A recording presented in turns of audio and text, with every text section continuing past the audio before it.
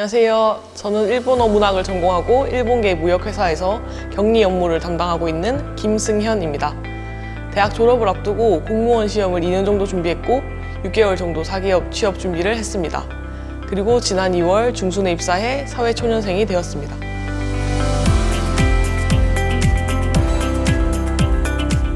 일본 후쿠오카 대학으로 1년간 교환학생을 다녀와 5년간 대학 생활을 했습니다. 5학년 2학기에 공무원 시험을 준비하게 되었습니다. 공무원 시험을 준비했던 이유는 시민 생활에 도움이 되는 직업을 갖고 싶었고 공무원 조직 생활에도 적응을 잘 할 수 있을 것 같았기 때문입니다. 하지만 생각보다 심적으로, 신체적으로 지치고 금전적인 부담도 컸기에 그만두고 사기업 취업 준비를 하게 되었습니다.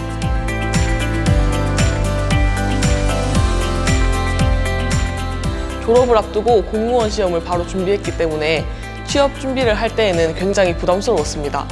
어떤 방향으로 취업 준비를 해야 할지도 모르겠고 취업 준비를 위해 어떤 것을 해야 하는지도 막연하게 알았기 때문입니다. 이제 처음에는 교내 취업 상담센터에서 취업 상담을 받았습니다. 이제 졸업생이라 취업 상담을 받을 수 있을지 걱정도 했는데 내일 배움 카드와 취업 지원금 제도 등 도움이 되는 제도들을 많이 알려주셨습니다.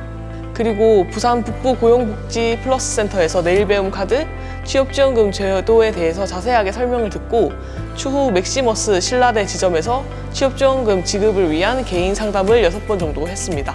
제도적으로 지원을 받은 것은 이제 앞에서 말한 기간에 도움이 컸는데 심적인 지원을 받게 된 것은 사상 여성세일센터였습니다.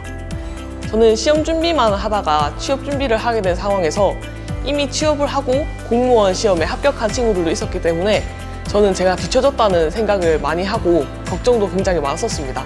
그러던 차에 사상 여성세일센터에서 무료 취업 특강이 있다는 문자를 받고 잘 모르니까 그냥 가볍게 특강을 들어보자 정도로 생각을 해서 참여하게 되었습니다. 근데 성향 파악을 위해서 기질 검사도 했고 이력서와 자기소개서 쓰는 방법도 처음부터 배웠습니다. 하지만 제일 좋았던 것은 경력 단절 후에 재취업을 위해서 찾아오신 다른 선생님들을 보고 꿈을 이루기 위한 노력은 나이와 상관없다는 것을 알았고 많은 위안을 받았습니다.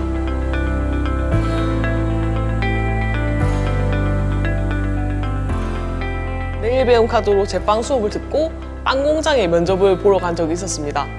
담당자님께서는 이제 제 이름만 보고 남자로 착각을 하셔가지고 면접을 보러 오라고 하셨던 건데 저는 그때를 계기로 취업 방향을 다시 잡고 전공인 일본어를 살려야겠다고 생각을 해서 마침 취업 지원금 담당자님이 지원해보라고 권해주신 회사에 합격을 해서 출근을 하고 있습니다.